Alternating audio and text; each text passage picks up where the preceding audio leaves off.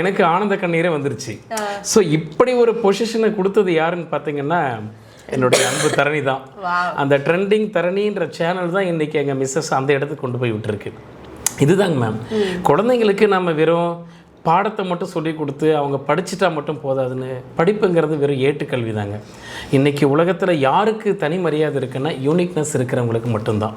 So அந்த uniqueness மட்டும்தாங்க ஒரு மனிதனுக்கு ரொம்ப ரொம்ப முக்கியமான ஒரு விஷயம். நான் அதை ஃபாலோ பண்ணிகிட்ருக்கிறேன்.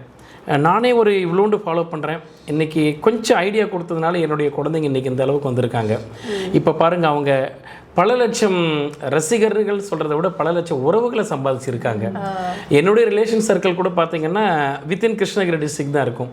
ஆனால் இன்றைக்கி என்னுடைய குழந்தை ஆல் ஓவர் தமிழ்நாட்டுக்கு வந்து சொந்தக்காரர் ஆகிட்டார். இதுதாங்க மேம் பேசிக். ஸோ குழந்தைங்களுக்கு வந்து கல்விங்கிறது மட்டும் போதாது, கல்வியோட இந்த கலை சார்ந்த அறிவு இருந்தால் அவங்க ஃப்யூச்சர் நல்லா இருக்குன்ற ஒரு நோக்கத்தில் தாங்க மேம் நான் வந்து அதை குழந்தைங்கள்லேருந்து அவங்களுக்கு நான் இன்சிஸ்ட் பண்ணேன்.